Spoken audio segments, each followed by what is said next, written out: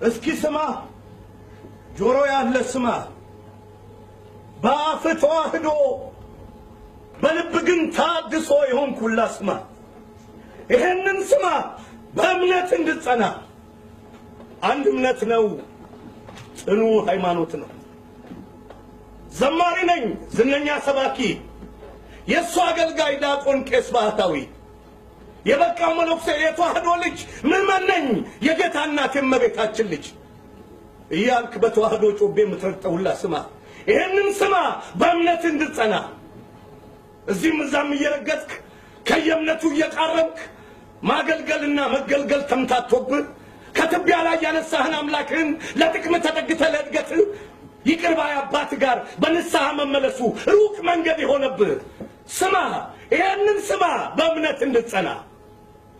ሳይገባ ላስተማርከው ላዳመጠ ላልገባው ፍጥረት ጭብጨባን እንዳምልኮ ለተቀበልከው አንድን እምነት በጥቅም ለሁለት ለከፈልከው ያንተ ነው መስማቱ የሚጠቅመው ለሁለት ጌቶች አትገዙ ይላል ወንጌሉ ይያልክ ለሁለት ጌቶች መገዛትን በተግባር አንተ አስተማርክ አባቶቻችን ሲያስተምሩ ቅዱስን ወንጌል ተንትነው እየኖሩበት ነው በሕይወት እንዳንተ ባፍ አይደለም በቀሚስና በመስቀል ራስን ደብቀህ ቅን አገልጋዩን አታሰድብ ባለባበስ ተመሳስለህ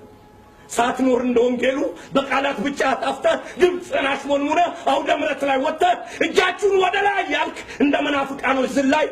ታድሶን የምትሰብክ ተዋህዶን መስለ ተከታይ ለጊዜው አደናገር እስኪሰጥ ፍርድ ከላይ ምዕመኑን ተጠንቀቅ ጸንተቁም ባለህበት እንዳትሰናከል በኋላ አንዳች ችግር ስታይበት ጌታን ጠብቅ እንጂ ማንንም አትከተል በያለበት የሚያጸድቀው መልካም ስራ ነው እሱ ያስገባህም ገነት ይልቅ እንመካከር ተመለስ ወደ ራስህ ይሄንንም ተጋድሎ አድምጥ እንድጸና በእምነት